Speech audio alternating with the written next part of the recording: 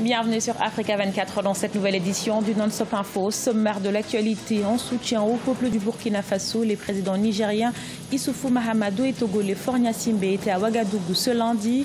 Également président du G5 Sahel, Issoufou Mahamadou a réaffirmé la volonté commune de continuer sans répit le combat contre le terrorisme. Vous l'entendrez. En République démocratique du Congo, une entreprise peut être désormais créée avec $120 et seulement en 3 jours. L'Agence nationale pour la promotion des investissements sensibilise ainsi la population à la création d'entreprises. Et puis des policiers ougandais mobilisés pour dénoncer les violences faites aux femmes. Les violences domestiques restent très présentes dans le pays, classé 115e sur 152 par les Nations Unies sur les inégalités des sexes. Mais tout d'abord, le terrorisme n'a pas d'avenir dans notre région. C'est par cette phrase que le président Issoufou Mahamadou a affirmé sa détermination à lutter contre ce fléau en visite de soutien avec son homologue togolais Faure Gnassingbé ce lundi au Burkina Faso suite à l'attaque du 2 mars qui a touché l'état-major général des armées et l'ambassade de France. Le chef de l'État du Niger, qui préside également le G5 Sahel, a réaffirmé la volonté commune de continuer sans répit le combat contre le terrorisme. On l'écoute. Dans cette épreuve, nous sommes venus exprimer la solidarité de l'ensemble des peuples du G5 Sahel au peuple du Burkina Faso. Et en même temps, profiter de l'occasion pour réaffirmer notre volonté commune de continuer sans relâche, sans répit, le combat contre le terrorisme et le crime organisé. Je l'ai dit tout à l'heure en présentant les condoléances au président. Ma conviction, c'est que le terrorisme n'a pas d'avenir dans notre région. Ma conviction, c'est que le terrorisme sera vaincu. Et je l'ai dit, sa défaite est inscrite dans la nature obsolète, anachronique de ces valeurs, des valeurs qu'il prétend défendre. Il a affiché ses ambitions présidentielles. L'opposant sud-africain Julius Malema, le chef des combattants pour la liberté économique, a démarré sa campagne pour les élections de 2019 tout en prenant ses distances avec l'Alliance démocratique, ex-partenaire de la coalition de son parti. Ashley Duprat. Le dimanche 4 mars a marqué le début de la campagne électorale du leader des combattants pour la liberté économique, Julius Malema. Et c'est à Johannesburg que le candidat a entamé son premier discours, dans lequel il a interpellé le nouveau président de l'Afrique du Sud, Cyril Ramaphosa. Ramaphosa doit faire ce qu'il convient de faire. Cela nous est égal qu'il soit un milliardaire. Nous voulons qu'il fasse ce qu'il faut faire. Il faut dire que l'arrivée de Cyril Ramaphosa à la tête du pays a changé la donne dans l'échiquier politique sud-africain, alors que jusque-là l'ANC ainsi que son ancien dirigeant étaient régulièrement raillés par les partisans de Julius Malema. Les relations entre les deux partis tendent aujourd'hui à s'harmoniser. Le positionnement actuel de Malema semble indiquer qu'il est toujours dans un rapport de force avec l'ANC. Les deux partis récemment au Parlement ont voté ensemble la proposition de modification de la Constitution aux fins d'accélération des réformes agraires. Et donc est en train de s'esquisser effectivement une ligne IFF et ANC, en tout cas autour des questions qui pour Malema sont absolument cruciales. Même si cette avancée pourrait laisser penser à une possible coalition entre les deux partis, il n'en est rien.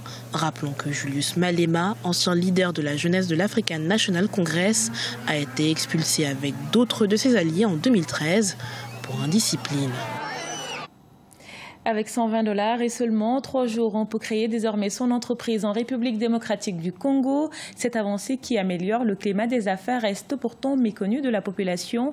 Afin de les sensibiliser, l'Agence nationale pour la promotion des investissements a organisé des journées portes ouvertes à Kinshasa, la capitale. Le reportage de notre correspondant Jacques Mboka.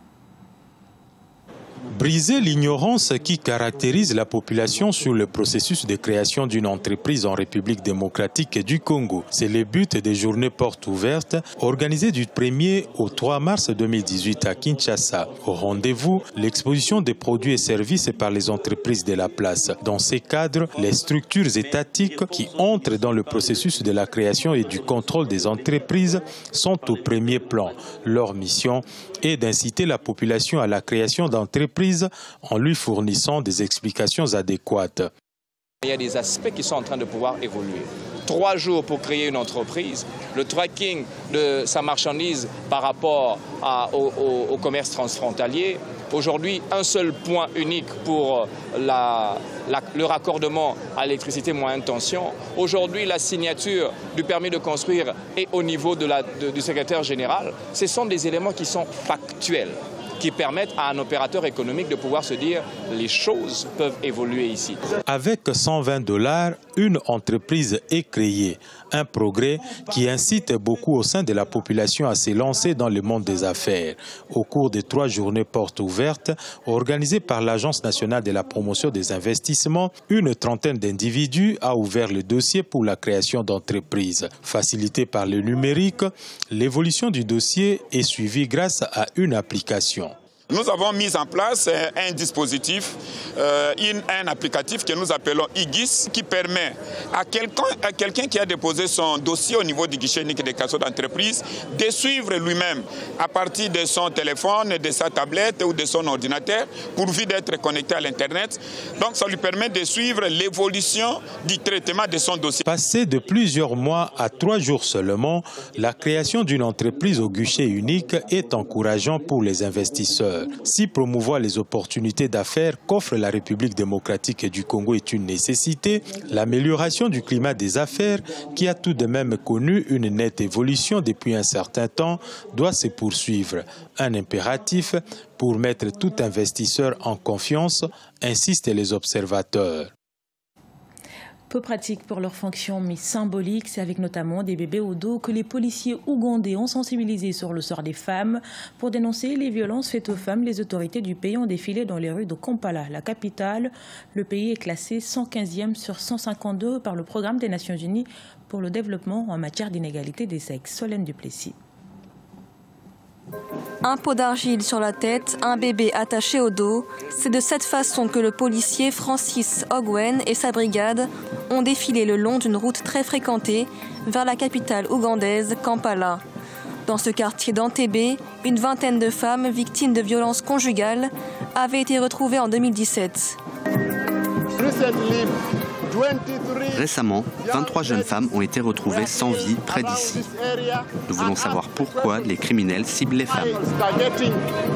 Les violences domestiques restent très présentes en Ouganda, des violences parfois justifiées par le poids des traditions. En matière d'égalité des genres, le pays est classé 115e sur 152 par le Programme des Nations Unies pour le développement en matière d'inégalité des sexes. Des femmes battues, des femmes déshéritées, on leur saisit leurs biens. Tout cela, c'est de la violation des droits des femmes et ça existe toujours dans notre pays au nom de la culture. Nous avons des lois, mais quand il s'agit de violation des droits des femmes, il y a encore un problème. Une marche des policiers qui visait à sensibiliser l'opinion publique sur les violences et les difficultés auxquelles les femmes sont confrontées au quotidien. La série d'homicides des jeunes femmes dans cette ville d'Entebbe a mis en lumière le fléau des violences conjugales qui concernerait près de 70% des femmes mariées, d'après le Bureau ougandais des statistiques. Ce journal a été réalisé par l'ensemble de la rédaction. Merci pour votre fidélité. Dans un instant, une nouvelle édition de l'actualité sur Africa 24.